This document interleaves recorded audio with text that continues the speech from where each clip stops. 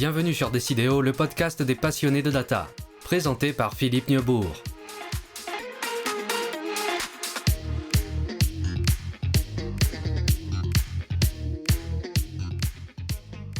Bonjour à tous, bienvenue sur Décidéo. Nous sommes aujourd'hui avec deux cofondateurs, Laura Bonafé et Mathieu Fauchon. Bonjour à tous les deux. Bonjour. Bonjour. Alors, vous êtes cofondateur d'une start-up qui s'appelle Dataloma. Je suis très fier de sans doute faire avec vous votre premier podcast. L'objectif, c'est de faire découvrir à nos auditeurs qui sont des spécialistes de la data comment éventuellement de nouvelles solutions vont pouvoir les aider dans les années qui viennent. Vous êtes spécialisé sur ce que l'on appelle en anglais le context engineering. Donc, va falloir vous nous expliquer qu'est-ce que c'est que cette notion de contexte dans le monde de l'IA. Est-ce que si je dis que ce sont les métadonnées de l'IA, est-ce que je suis à peu près juste ou pas? Donc le contexte, l'émergence justement du context engineering, nous on est vraiment tombé là-dedans avant même que ce soit démocratisé, avant même que ce soit trendy. Et donc à partir de septembre-octobre dernier, j'ai commencé à sentir que en utilisant l'IA, en fait, il manquait quelque chose. Je l'utilisais à travers GitHub Copilot pour obtenir, en utilisant les MCP, obtenir ce que je souhaitais sur le projet sur lequel je travaillais. Et en fait, je me rendais compte que sans contexte, l'IA n'arrivait pas à retrouver la donnée qui allait bien, n'arrivait pas au final à faire ce que je lui demandais, non pas parce qu'elle n'avait pas les outils pour, mais parce qu'il n'y avait pas la documentation pour le faire.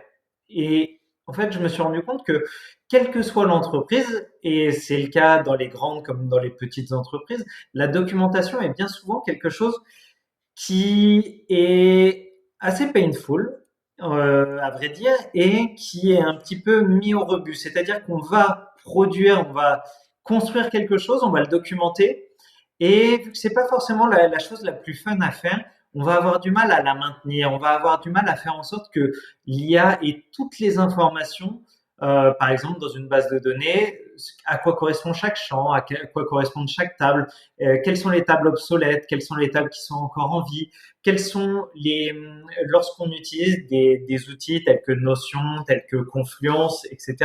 C'est très bien, mais ce ne sont pas nécessairement des outils qui sont faits pour être utilisés par l'IA. Et donc, en mettant cela de bout à bout, j'ai cherché en fait à construire quelque chose qui me permettrait de répondre à mon besoin. Et en fait, j'ai construit brique après brique ce contexte. Ce contexte, c'est vraiment sur quoi je travaille, non pas forcément sur une boîte du CAC 40, sur tous les process de l'entreprise, mais je travaille sur un gros projet où je travaille dans une petite entreprise. Quels sont les process, quels sont les outils, quelles sont les documentations, quelles sont les sources of truth, quelles sont les golden sources. Et en fait, en construisant tout cet environnement, je me suis rendu compte qu'en fait, si je donne à l'IA un petit peu à la manière dont fonctionne l'humain, si je lui indique où chercher les choses et à quoi correspond chacun des objets, il va pouvoir répondre à notre besoin, à nos questions et construire quelque chose qui va répondre exactement à ce qu'on lui demande et non pas halluciner. Et donc, c'est notamment une des choses intéressantes. Est-ce que si on compare ça avec la vie réelle, lorsque j'arrive dans une entreprise, le premier jour, mon patron va justement m'expliquer le contexte, il va me parler des clients, il va me parler des produits, etc. C'est finalement ça qu'on doit dire à l'IA. Souvent, on dit l'IA, c'est un stagiaire permanent. Il faut aussi lui expliquer le contexte. C'est un peu ça. C'est un peu ça. Et ce dont on s'est rendu compte aussi, c'est que au-delà de lui donner cette base de connaissances, c'est aussi l'écrire d'une certaine manière et mettre les bons fichiers ensemble pour que l'IA puisse comprendre. Et donc, en fait, c'est là où, dans notre réflexion, on s'est dit, on peut pas juste créer une base de connaissances, parce que c'est pas seulement ça, le context engineering, mais c'est aller plus loin et c'est savoir comment est-ce que j'écris ces fichiers, comment est-ce que je les mets ensemble pour que vraiment ça fasse une unité pour l'IA et qu'elle sache où aller chercher la bonne info. Donc, pour être très concrète, si je dois donner un exemple, c'est par exemple m'assurer que j'ai pas de doublons ou de contradictions dans ma base, parce que potentiellement, si j'ai une contradiction, en fait, l'IA, elle va halluciner parce qu'elle va pas savoir quelle est la vraie vérité. Et donc, potentiellement, on peut lui donner une question et sa réponse va être basée sur une fausse information parce qu'on n'a pas vu cette contradiction. Et nous, notre enjeu, ça a été de dire comment est-ce qu'on peut prévenir ça et comment est-ce qu'on peut donner aux opérationnels l'outil qui va leur permettre de détecter que les infos que je donne à l'IA est la bonne info pour derrière avoir une réponse qui soit auditable, sourçable et très pertinente. Ce contexte, finalement, j'ai l'impression, en vous écoutant, qu'on pourrait l'appliquer à l'IA, mais qu'on en aurait bien besoin même dans l'entreprise, parce que je suis sûr que si je demande à Simone et à Jean de la même chose, peut-être que je vais avoir deux réponses différentes. Hein. Donc, eux-mêmes, ils sont pas très formalisés, leur contexte. Hein. Exactement. Et c'est pour ça qu'on rapproche un peu les notions de data gouvernance et de contexte gouvernance, parce que pour nous, le contexte, c'est pas quelque chose, c'est quelque chose qui vit. Et en fait, on rapprochait de la data gouvernance dans le sens où on s'est dit que sur chaque asset de contexte qu'on crée, on doit avoir un owner qui est responsable de ce contexte et qui affirme que oui, c'est le bon contexte. Et c'est un peu notre vision chez Dataloma, c'est nous, on donne les outils, mais derrière, on va aussi donner une méthodologie pour faire vivre le contexte et pour donner les bonnes clés aux entreprises pour derrière qu'elles aient vraiment, encore une fois, notre but, c'est que la réponse que donne l'IA soit pertinente, la plus pertinente possible. Et pour ça, on a mis en place vraiment toute une méthodologie et on inclut en fait les formations dans notre package parce que on est sûr qu'en fait, sans formation, c'est très difficile aujourd'hui d'aller faire vivre un contexte. Donc, c'est pour ça qu'on a inclus cette brique de formation dans ce qu'on propose aux entreprises. Parfait. Alors, je reviens sur mon idée de métadonnées initiale parce qu'en fait, ce que vous me décrivez, c'est ce qu'on fait déjà normalement dans une entreprise en faisant un catalogue de métadonnées où on va identifier pour chaque objet métier la définition, le data owner, les caractéristiques techniques et métiers, etc. Et est-ce que ça, vous avez imaginé une manière de le formaliser pour que l'IA puisse le comprendre? Oui, ben du coup on l'a formalisé et c'est un peu une vision et peut-être un next step de ce qu'on veut mettre en place, mais c'est vraiment développer cette idée-là de la gouvernance du contexte et savoir comment aller récupérer les bonnes données, comment être sûr que ces données soient sourcées et c'est ce que je voulais dire tout à l'heure, ça rejoint là-dessus. C'est l'idée aussi qu'en fait pour nous l'IA c'est pas quelque chose de flou et qui est automatique, mais au contraire on veut vraiment mettre l'humain au cœur de ce processus. Et on est sûr que c'est en intégrant en fait ce type d'outil ou ce dont tu parles, Philippe, qu'on peut remettre de l'humain, notamment avec l'ownership donc ce que nous on appelle le contexte, mais qui peut de base se baser aussi sur la métadonnée. Si on essaye d'être très concret, est-ce qu'on pourrait donner un exemple? C'est quoi le contexte? Comment ça se formalise? C'est du code? C'est des phrases? Qu'est-ce que c'est? Le contexte, en fait, c'est vraiment principalement du fichier, de manière très concrète, du fichier Markdown avec du texte. Le but du jeu, c'est d'éviter de faire des doublons avec des sources existantes, des repos qui contiennent du code, des métadonnées qui sont logées quelque part, qui sont accessibles au LLM, la base de données. C'est vraiment en fait, rajouter du texte pour expliquer tout ce qui n'est pas expliqué déjà dans de la documentation qui serait packagée pour l'IA dans des bases de données. C'est vraiment réussir à faire ce lien entre tout ce qui existe dans l'entreprise. C'est un petit peu comme un GPS. Comme un GPS, mais textuel. Donc, j'ai des fichiers Markdown qui suivent une certaine arborescence, qui sont constitués d'un certain nombre de tokens, etc. Et qui vont dire au LLM, bah, cette information-là sur le business, tu vas la trouver dans cette documentation-là. Ce projet, l'objectif de ce projet, brièvement, c'est un projet de MMM qui vise à calculer le retour sur investissement. C'est vraiment fournir ce GPS sous un format textuel et faire vivre justement ce format textuel pour que ce GPS soit toujours à jour. D'accord. Et donc, lorsque je vais remplir ce markdown, je vais suivre, et c'est là sans doute que votre méthodologie intervient. Pour l'instant, c'est votre méthodologie ou est-ce que c'est basé, est-ce qu'il y a quelque chose, un standard mondial qui est en train de se dessiner et qui permettrait d'être sûr, par exemple, que peut-être que le contexte que je vais définir en France, aux États-Unis, en Australie, sera normalisé? Est-ce que ça existe, ça déjà? Il y a des règles qui sont en place sur toute la partie qui serait beaucoup plus relative à ce qui existe depuis fort longtemps maintenant, c'est le RAG. C'est-à-dire que le contexte, il faut qu'il soit compréhensible par le LLM, mais il faut également pouvoir le fournir, et nous, c'est ce qu'on a mis en place, fournir le bon contexte au bon moment. Et pour réduire les coûts, notamment, en fait, nous, derrière, on a construit un rack pour aller fournir le contexte qui est situé dans des fichiers Markdown au bon moment et de manière la plus pertinente possible. Donc, il y a beaucoup de techniques derrière, mais c'est surtout que ces fichiers Markdown doivent être réalisés de manière à ce que les chunks aient du sens. Que lorsqu'on fournit le contexte via le MCP de Dataloma, on aille fournir des choses qui ne sont pas tronquées. Et c'est là-dessus qu'effectivement, je pense que tout le monde respecte les mêmes tailles de chunks, respecte vraiment des règles spécifiques à ce qui s'apparente plus à du RAG. Donc, il y a effectivement le contexte engineering, mais il y a aussi, pour servir le bon contexte, on doit respecter des règles qui sont suivies un petit peu à travers le monde parce que sont dictées par les géants sur quelque chose qui est beaucoup plus technique, mais beaucoup plus proche du RAG. Et pour aller plus loin, on a rajouté une brique, en fait, qui est notre web app. Et en fait, là-dessus aussi, sur notre web app, on a défini des grandes dimensions de ce qui fait qu'un contexte est bon et pertinent. Et donc, on en a créé un score derrière de qualité.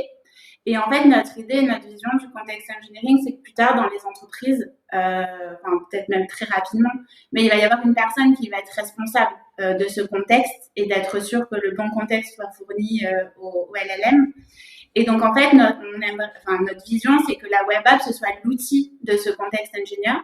Et donc, concrètement, il retrouve dans la web app toutes ses sources de contexte. Et il peut voir tous les fichiers et à chaque fichier, on attribue un score de qualité, donc qui est basé sur des composantes qu'on a définies. Et pareil, on a un score de qualité pour tout le corpus de contexte pour être sûr que, comme je donnais l'exemple tout à l'heure, que les sources ne sont pas contradictoires, qu'on n'ait pas des doublons, qu'on n'ait pas de mots qui peuvent aussi faire du bruit au LLM. Par exemple, des mots comme peut-être, sûrement. Et donc, en fait, par exemple, on est laissé traîner des secrets, des tokens. En ce moment, on voit beaucoup ça, des gens qui vont publier des repos et qui laissent traîner des secrets. Bon, voilà, en fait, on a mis derrière plein de garde-fous en fait pour être sûr que ce contexte soit pertinent. Et notre web app permet de donner un score qualité au futur context engineering ou en tout cas à la personne responsable de cet asset. Et derrière, avec des actions de rémédiation aussi. Ah, j'ai détecté que sur ce fichier-là, tu as laissé une adresse mail. Va corriger ce fichier-là. Et via la web app, on peut directement aller corriger le fichier en question. Alors cette personne-là, vous en avez parlé, mais on l'a pas nommé. Est-ce que c'est un technicien? Est-ce que c'est un informaticien? Est-ce que c'est quelqu'un du métier? Ou est-ce que c'est notre responsable de la gouvernance qui va devenir responsable de cette couche sémantique que vous évoquez? Je dirais que c'est difficile aujourd'hui de donner une seule réponse, mais en tout cas, je pense que les personnes qui sont justement en charge de la data gouvernance vont obligatoirement être dedans parce que c'est leur vision, ils ont déjà procédé à des process, à la mise en place, l'implémentation de process similaires. Donc, la data gouvernance, de manière certaine, il y a une partie technique relative à l'IA, au LLM, son fonctionnement, qui va nécessiter peut-être des profils de contexte ingénieur qui apparaissent dans certaines entreprises, qui vont avoir un profil plus technique et qui, au-delà de la partie data gouvernance, qui va être assumée toujours par la data gouvernance, ça va être pour moi de la coordination entre quelqu'un qui va être très technique et qui va comprendre exactement comment ça fonctionne derrière et quelqu'un justement qui a cette expérience de la data gouvernance au sein d'une entreprise et qui va pouvoir aussi gérer la partie gestion de l'ownership, de l'acculturation, parce que c'est quelque chose qui va être nouveau et le contexte ingénieur va être très technique, mais n'aura peut-être pas la casquette qu'ont les experts de data gouvernance sur la coordination avec les métiers, avec les business, etc. Donc je pense que c'est plutôt un rôle qui va être partagé entre deux grandes parties. Et je pense que comme tout bon projet data, il faudra aussi des casquettes business. Parce que si on veut, in fine, comme je disais tout à l'heure, notre but, c'est que le LLM ou la solution d'IA soit utilisée et que les gens aient confiance dans les réponses. Et pour ça, on est obligé d'embarquer une partie business dans la construction de ces fichiers de contexte et dans leur validation. C'est inévitable à mes yeux. Alors, Dataloma, vous vous êtes lancé, vous vous êtes dit, il y a un besoin, on comprend que le contexte engineering va être quelque chose qui va exploser, donc on veut prendre ce marché-là, on lance une solution. C'est courageux aujourd'hui de lancer ça, à moins que vous ayez gagné au loto ou levé de 3 milliards d'euros. Quelle va être votre stratégie pour les mois qui viennent? On n'a pas gagné au loto déjà pour commencer, malheureusement, mais on croise les doigts pour le futur. Mais je pense que la stratégie, c'est vraiment qu'on a réussi à construire quelque chose qui a du sens, qu'on est arrivé sur le secteur au bon moment, c'est-à-dire avant toute cette trend, et donc ça nous a permis de faire une veille au quotidien sur ce qui sortait ici et là, de comprendre vraiment, d'avoir une expertise sur le sujet. Donc ça nous a permis aussi de mettre en place tout ce qu'on est en train de mentionner pour construire notre entreprise, pour construire notre produit. Parce que en fait, le meilleur exemple qu'on peut avoir, c'est d'utiliser tout ça pour construire cette startup. Et c'est ce qu'on a fait. Et ce qui fait qu'effectivement, on sait que ça peut avoir une vraie valeur ajoutée. On sait que ça peut être déployé parce que en fait, c'est aussi ce qu'on utilise au quotidien pour avoir une startup avec uniquement 2 personnes, 2 cofondateurs à travailler dessus. Et je pense que notre stratégie, c'est notamment pouvoir tirer profit de tout ce qu'on a appris dans le cadre de formation, parce qu'en fait, on a beaucoup appris, non pas uniquement sur notre produit, mais sur toutes les solutions existantes sur le marché. Donc, on peut former les collaborateurs de différentes entreprises, quelle que soit leur taille, pour leur présenter qu'est-ce qui existe aujourd'hui, quelles sont les solutions qui ont du sens. Au-delà de vendre uniquement notre solution, je pense qu'on peut vraiment apporter une vraie valeur ajoutée à toute entreprise sur notre vision du context engineering et de ce qui arrive ensuite. Et d'autre part, effectivement, sur notre produit, on sait qu'il est pertinent, on l'a utilisé, on a réalisé pas mal d'interviews pour voir effectivement quelle était la valeur ajoutée de celui-ci. Et derrière, effectivement, je pense que comme toute startup, il faut du temps pour que la mayonnaise prenne, que toute cette partie de commercialisation, voilà, je pense que ça va prendre du temps, mais on est convaincu de la valeur ajoutée de ce qu'on a construit. On a réussi à construire un produit, un écosystème et quelque chose qui a du sens à aujourd'hui et qu'on ne voit pas ailleurs, parce que beaucoup en fait ne voient le context engineering que avec la casquette tech. Nous, on a cette appétence et on a cette vision human in the loop et business en plus. Et je pense que c'est pour cette raison que beaucoup travaillent sur le même topic, mais pas forcément avec le même angle, le même prisme. Et c'est pour ça que j'ai bon espoir et que on va essayer de continuer à jouer au loto et de continuer la commercialisation parce qu'on y croit vraiment et on pense que on pourra apporter de la valeur ajoutée aux entreprises, quelles qu'elles soient. Faut aller jouer au loto avec des VC maintenant. Faut changer de crèmerie. Et alors dernière petite question, peut-être plus sur votre organisation. Vous avez tous les deux quand même des profils avec de l'expérience. Vous travaillez dans différents secteurs d'activité, différentes grandes entreprises. Donc vous sortez pas de l'école, loin de là. Et donc mais vous êtes que 2. Alors j'imagine que vous faites tout tous les deux. Mais comment vous allez vous répartir un petit peu plus les tâches entre vous, Laura, et vous, Mathieu? On a quand même Alors, en entreprise, on a tous les deux travaillé sur des gros projets data, surtout sur la partie tech, mais après, au niveau des études, on a quand même 2 formations assez différentes. Donc, ça, pour le coup, c'est une vraie complémentarité parce que moi, je peux plus me charger de la partie stratégie, produit, développement web, voilà, plutôt la partie vraiment produit. Et Mathieu, il peut plus avoir du temps pour se focaliser sur la partie très technique de nos MCP, notamment. Donc, en fait, là-dessus, c'est super parce qu'on a vraiment des profils qui se complètent. Et du coup, comme on disait, on peut attaquer tous les angles.